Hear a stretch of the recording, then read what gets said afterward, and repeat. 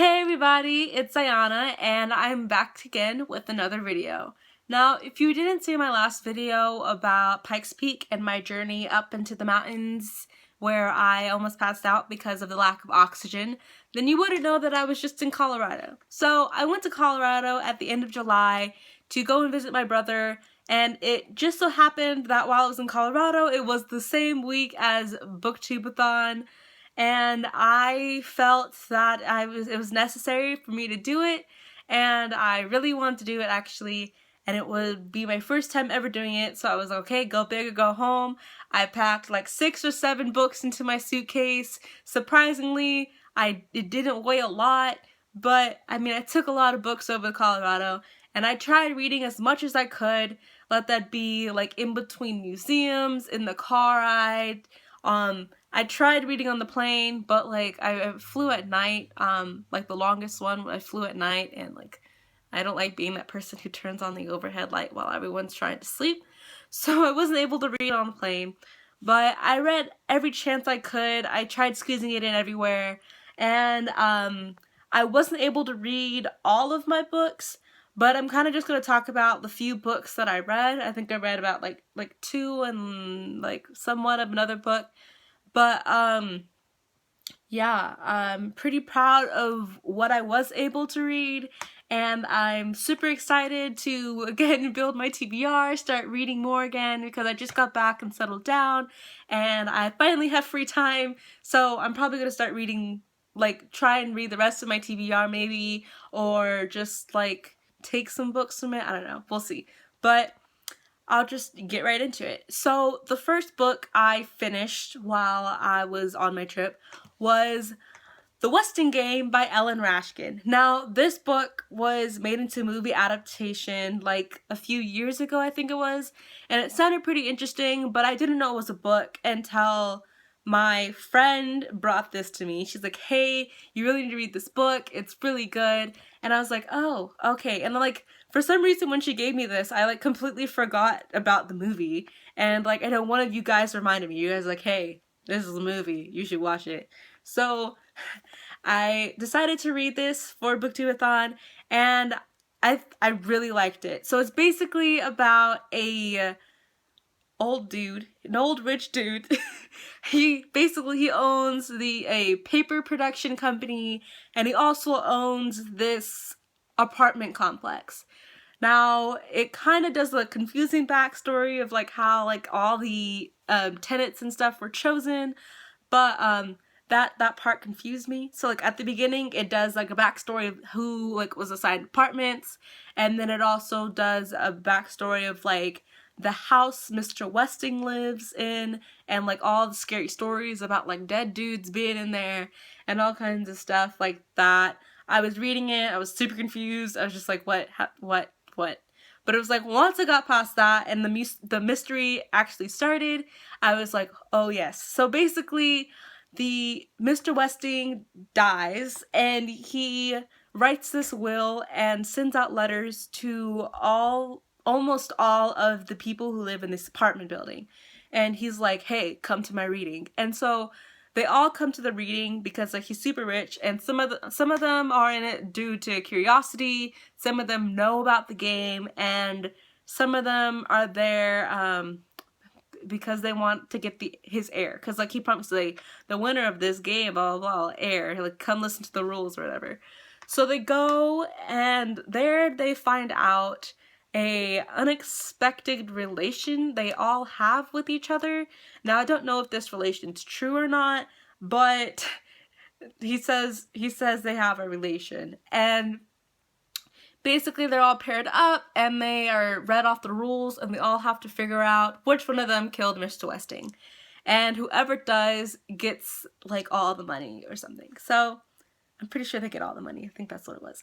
But basically they all like get these clues, and they try and figure out and beat the Westing game so they all can get whatever they want for different reasons.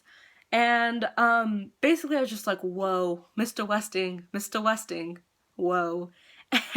You thought this through. But the mystery is pretty cool. Like, just with that, like, I was just like sold, and I wanted to read it.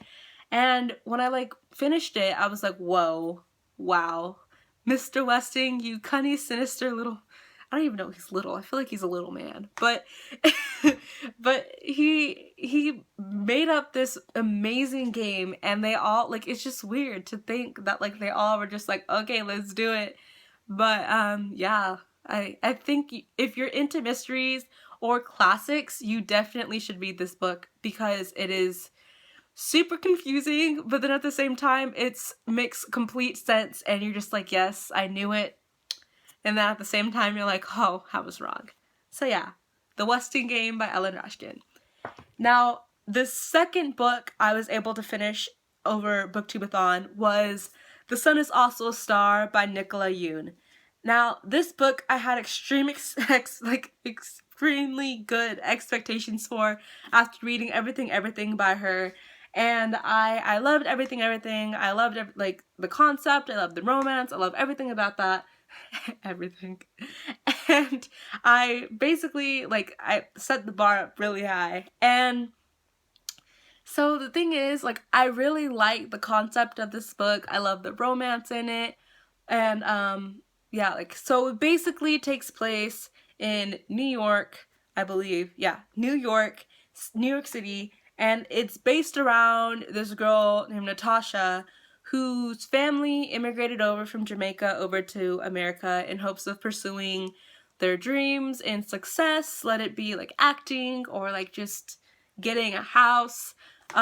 They came over in hope, like, to the land of opportunities, which America is known for, in hopes of having a better life for not only them but their children, who were like Natasha and her brother. But Natasha soon faced with a dilemma where the officials found out that they had come over illegally. Well, they came over on a tourist visa, and then like that expired and they stayed, so they ended up being legal. And they found about that, and they went to court, and court settled that they were going to be deported on like this certain date. So this book is based on her last day. Natasha is going out of her way to try and find a way to delay being deported, and she's doing so much. She's going to state attorney, she's going to the immigration office, and she's doing so much. And then she runs into this Chinese American named Daniel. Now, he's not perfect. He doesn't have a perfect life either. His parents are immigrants from China, and they grew up in a completely different, like, scenario, completely different scene. So when they came to America, they had mapped out basically the way for their two sons, Daniel and his older brother, their way to success, and they had deemed the best way to success was becoming a doctor. So they basically told Daniel, like, hey, you're becoming a doctor, we don't really care, you're going to be a doctor.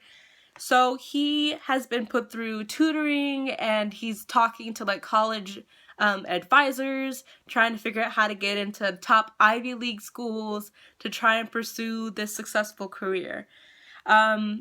So he's dealing with that, Natasha's dealing with being deported, and they run into each other, and they're just like, hey, on the bright side, we found each other in the last day, and it basically just travels with them, how they deal, like, how the romance grows in this one day, and all, like, how they deal with that situation. So the only thing I don't like about this is the fact it all happens in one day. Like, this entire book, which I think is like 300 something pages, this entire book is a span of one day. And I usually wouldn't be that upset about a book just taking place in one day. The only fact is this romance had grown so fast. And I don't know if it's just the fact that, like, this hasn't happened, like, I don't know anyone who this has happened to or what, but I didn't really like how fast it went. Or, like, I would have been fine if it went fast as long as we got more coverage of the whole relationship, but you don't really do. You get an epilogue, but, like, it doesn't really cover that. But other than that, I really liked it, so you definitely should read it if you haven't, and let me know how you feel about it. Now, the third book I was able to start, I wasn't able to finish, was Pride and Prejudice and Zombies by Jane Austen and Seth Grahame-Smith. Now, this book I picked up mainly, like, I remember picking this up at Powell's Books in Portland, Oregon, and I have been trying to read the original Pride and Prejudice. So, like, all my friends laugh at the story of, like, my attempts every single time I try and attempt to read Pride and Prejudice. So the first time I checked out the book and I was like, Pride and Prejudice, let's go. And then I got, like, super bored and I, like, didn't finish it. And then I was like, oh, hey, if I buy it, I'll read it. So I bought it, sitting on my bookshelf, never read it. So I saw this and I was like, Pride and Prejudice and Zombies. I wonder how that goes. So I thought by incorporating zombies into this, like, prehistoric historical time period, in this, like, romance, I believe it's a romance, but by adding zombies into this, I felt that I might actually finish the book. And I definitely, because I got, like, pretty far into Pride and Prejudice, I'm pretty, like, when you read this, you definitely can see the similarities between the books. Like, he quotes Jane Austen, so I'm pretty sure he kind of, like, sat with the book and was like, hey, let's find a place to put a zombie here and there. So, there's zombies that just, like, appear, and it's, like, super badass, and yeah, I really like it. So if you're into classics or you want to try and get into classics, I think finding, like, weird adaptations like this, Pride and Prejudice and Zombies, is probably a good start if you've tried reading a classic and you haven't been able to actually finish it. So, if I could either try this or try and find, like, a classic genre that you like I would highly recommend this classic as well. Yeah, The Western Gate. So, yeah, that pretty much was that. So I know I didn't read a lot when I was on vacation, and I really tried. But again, I'm, like, super proud with how much I was able to read. I think I read around, like, high 500, 600 pages. So I'm super, like, proud of myself for just finding time to read that, because, like, I literally had no time, and I'm surprised I was able to find time for that. So, basically, I think that just by creating my Booktubeathon TBR, even though I didn't read a lot of them, when I went looking out for books, for this TBR, I found books that I hadn't, like, seen before, because they have all these challenges, so it's like, oh, I gotta branch out. And so, I'm thinking that I'm either gonna try and finish off that TBR for August, or just adding it to my TBR pile. And, like, hey, I gotta read that. Like, it sounded interesting, so I'm gonna try and read it.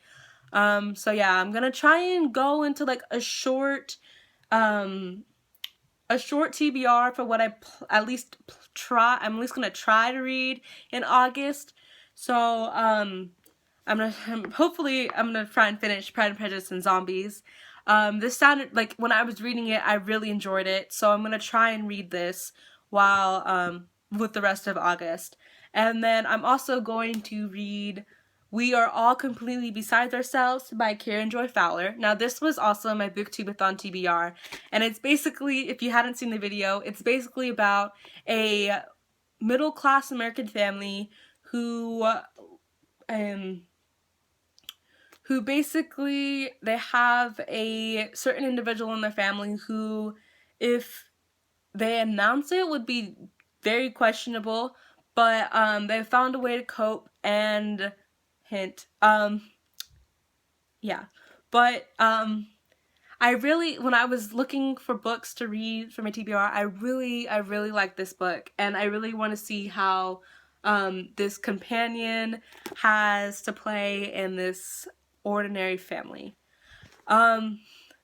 Then the last book I plan on reading this August, for the rest of August, is Wildman by j.c.geiger. Geiger? I don't know. But, basically, this is about a boy who it's about a boy who, I believe is in his senior year of high school, and he basically has his life mapped out for him. He is graduating valedictorian. I don't know if he's graduated yet. Has he? I don't know. But he's a valedictorian, and he has multiple scholarships to colleges, and then he also is first chair trumpet in his band class. So basically he has all this going for him, and then all of a sudden he's driving through this town and his car breaks down. So he's faced with questions of who he is, and basically he could tell them who he is in like his actual life and how like he like has all these good things going for him, or he can completely alter his life and just like start new. So the town ends up calling him Wildman, because I haven't read it, so I don't know why they call him Wildman, but it basically just branches off of that. I really want to read it because I want to see what he ends up doing and how this affects his actual life. I want to know if his family starts looking for him, because it doesn't sound like they do. But yeah, so that's pretty much it. That sums up my Booktubeathon wrap up and what I plan to read for August. Stay tuned for the next video. It might be about books, or it might be why I'm not wearing glasses, if you didn't notice. But yeah, so that sums it up pretty much, So thanks for watching. Make sure to subscribe or watch some of my other videos, and yeah. So love you guys. Bye.